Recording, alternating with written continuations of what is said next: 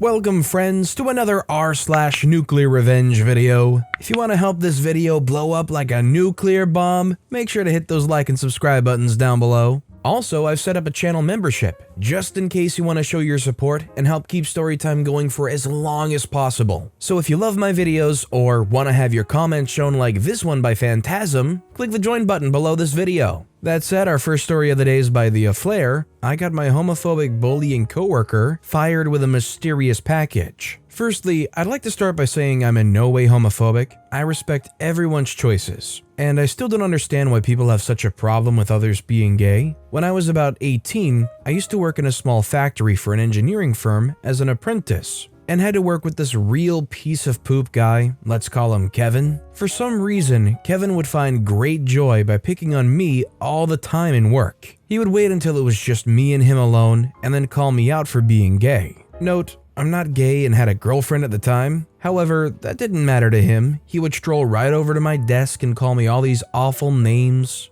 The F word, homo, sea-sucker, etc., plus other words and names that are too disgusting to say. He would get right in my face and try his best to get a response from me, but I would just keep my head down and keep working. Even though I ignored him, he made me feel really crap. I began hating going into work.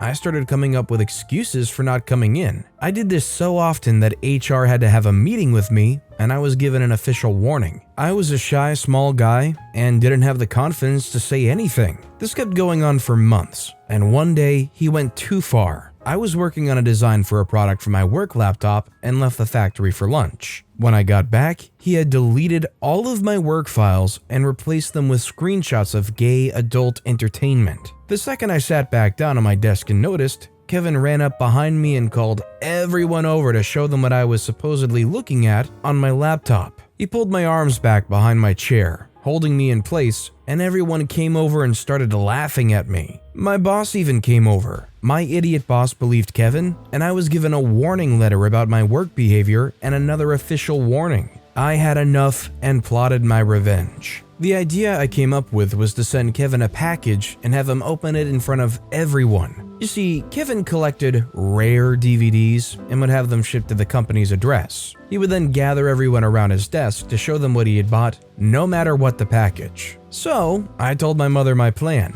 She knew what Kevin had done to me at this point, and she was in. I went online and ordered some extremely embarrassing stuff. I had sent them to my mother. She lived on the other side of the country, and she would send them to my workplace in Kevin's name. I did this so the package would be stamped in a different city, making it look like it was ordered somewhere else. Anyway, the day when the package arrived, Kevin announced for everyone to come over to see his new DVD. Everyone came over and watched as Kevin opened the box. I stood at the back as I knew what was coming. Kevin stuck his hand in the box and pulled out a huge pink mankini, the one Borat wore, and a ball gag. Kevin's face went sheet white and everyone burst out laughing. The whole staff were bent over in laughter, some dropping to the floor crying in laughter. The staff started saying stuff like, "Is that for your weekend, Kevin? And is that for your other collection?" I was laughing so much that I couldn't breathe. Kevin ran out of the room and we all descended on the box. Besides the mankini and ball gag, there was a note. Now this was the cherry on top.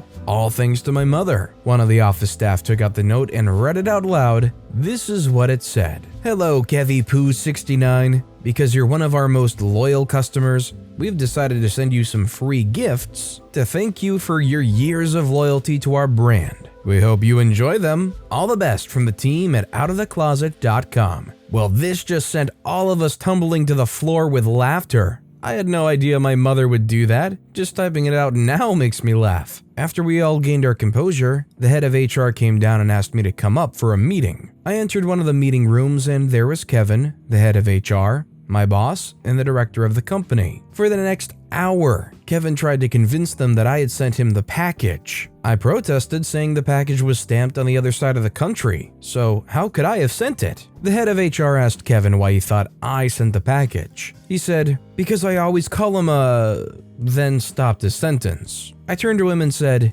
"Yeah, tell them what you always call me. Tell them the names you like to call me every day. Tell them how you singled me out and bully me. Tell them about the heck you've put me through."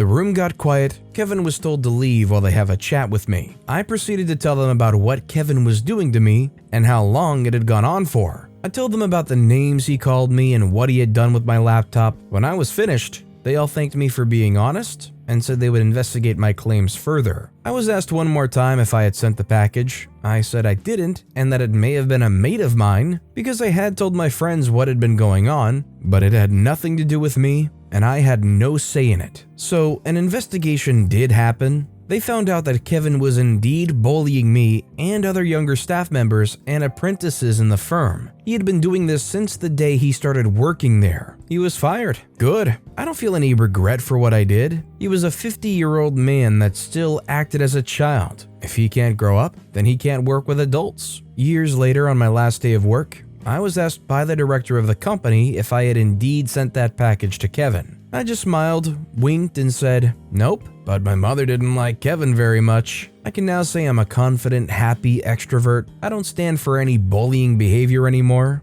and always stick up for myself and the people around me. As for Kevin, well, I hope he's improved his attitude and has grown up. When growing up or maybe younger adolescence days, if you had a bully like this, were you in a position where you were comfortable standing up to them and calling them out on it and trying to deal with it head on? Or do you think you'd be the type to just try and deal with it and cope with it and just hope that eventually they stop doing it? Let me know what you think in the comments down below. And our final story of the day is by Kveldson, Evil Stepfather. When I was 15, my mom started dating a man she met on a dating website. I didn't like him the first time I met him, and 2 months later, he moved into the house. About 3 weeks after he moved in, he took my skateboards, self-built half-pipe, ramps, BMX bike, ice hockey gear, and many other things to the dump one day while I was at school. He said he did this because he didn't want all of my crap cluttering up his garage. Maybe 2 months later, he punched me in the stomach for the first time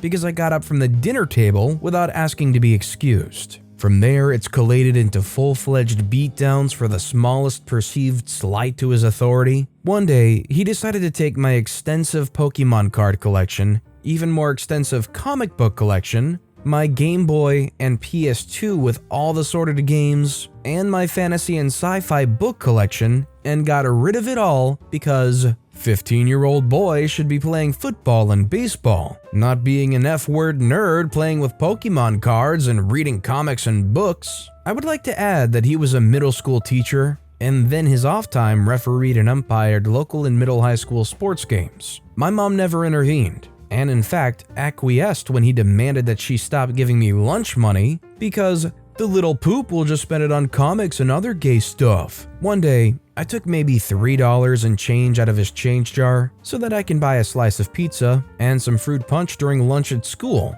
because I was tired of being hungry. My twin sister was always a bit of a jerk and frequently blackmailed me into doing her chores from a young age. I was fed up and refused to do something, so she told me what I had done. This man actually called the police and pressed a larceny charge against me, and once the police had left, beat me senseless. At that point, I ran away. When the cops found me and returned me to my home, I found out that he'd been trying to talk my mom into sending me away to a military school or something of that nature. I ran away again, and between having run away several times and the larceny charge, ended up turning 16 in juvenile detention. I spent the next couple years miserable and afraid, frequently contemplating ending it. Once I left home, I didn't speak to my mom for several years. We eventually reconciled, and by that point, they had married. I was a lot bigger than I'd been as a young teenager and had gotten into weightlifting. So he no longer acted like he was going to punch me to make me flinch, much less actually hit me, and we basically avoided each other for the most part. My mother found out that she had stage 4 cancer and no longer wanted to waste any of the time she had left with him, so she had a lawyer draft up a separation agreement whereby he would receive a set amount of money upon separation and would have 45 days to retrieve his belongings from the house. He had spent his entire inheritance in 6 months and then had to sell his mother's house that he grew up in order to settle his debts shortly before they started dating. Oh, and my mother bought the house back from the bank before they married. She allowed him to keep the house and he moved back into his mother's house. My mother passed away about 9 months after their separation, and despite the agreement, had been allowing him to come and get his stuff piecemeal. I put an immediate end to that. I sold his baseball card collection, around $14,000, and his autographed sports memorabilia, roughly $11,000, and also sold all of his woodworking equipment along with several finished pieces of furniture that he had made, $6,500 I think. I kept his mother's engagement ring, platinum band, 3 diamonds, roughly 2 carats, wedding band, his coin collection, I also collect coins, and some tools and other odds and ends. Around a month ago, I ran into him at the grocery store. I told him what I'd done as he was pushing his cart out towards his car, and he took a swing at me multiple times. Several of these punches missed, and the ones that they did connect didn't have much effect. Because he's nowhere near as strong as he was 20 years ago in his 40s, and I was no longer a skinny little 15-year-old. He continued to try and punch me as I called 911 and was actively ramming his grocery cart into my new Toyota as the police officers pulled into the parking lot. He was arrested for assault, communicating threats, and destruction of property. As a result, he lost his job and pension at the local middle school. And because he had never learned how to save money while married to my somewhat wealthy mother, ended up having to sell his mother's house because he hired an expensive lawyer, thinking he could somehow beat the charges. My nephew, who was on the football team, made it well known to his friends that he not only had just been arrested and convicted of assault, as well as other charges, but also what he had done to me as a child caused several parents to call for him to resign from refereeing and umpiring for local sports games. My niece and girlfriend's much younger sister are enrolled at the middle school where he worked, and say that he's not only universally disliked, but when he came up to the school to get his belongings, he made a big scene and ended up hysterically crying as he was leaving. At least, that's what they've heard from the kids who were attending summer school at the time. His son, who he was equally abusive towards as a child, refused to take him in or help him out, so he ended up having to take a job as a cashier at Walmart so that he could afford the rent on his crappy little trailer in an absolutely awful neighborhood. Even though Walmart is not the closest Walmart to my house, that's now the only place where I go grocery shopping or to purchase anything that I need. I purposely stand in line longer than I need just so that he can be the one who has the pleasure of ringing up my purchases. The first time I went through his line, he attempted to ring up multiple items more than one time to overcharge me. And when I called him on it, said that I was mistaken. I asked for a manager, and the manager believed him that it was an accident, but he learned that he can't just get away with that. The second time, I made sure to be as nice as possible and how to ask for a manager because he was overwhelmingly rude. The people in line behind me backed me up, and he got in some trouble for that. Every time I go there and step into line, I see him die a little bit inside. And it may be petty, but it gives me such satisfaction. Sometimes I'll say that I'm paying with exact change, and as I'm about to hand him the money, I'll say, "Oh, I didn't realize I had a rare coin from his collection in my pocket. I guess I'll pay cash." I just sold his expensive ratcheting wrench set, and so on Monday, when he works again, I'm going to go buy my daughter one of their better above-ground pools. And as he's ringing it out, tell him, "I know that daughter is just going to love this pool. It's not like I would have ever have used those expensive ratcheting wrenches anyway." I can only imagine the pure catharsis OP has every time they can go to that store, look this man in the face that has been such a tormentor to them in their past, and just every time detail something that hurts and twists the dagger even deeper inside this guy's heart. Even though OP is fortunate enough to be in a situation where they could do this, I still feel like this guy got off light for what they did. So much of OP's youth was spent in such drastic manners that should never have had to have happened. People like this, to me, deserve to be locked up for life.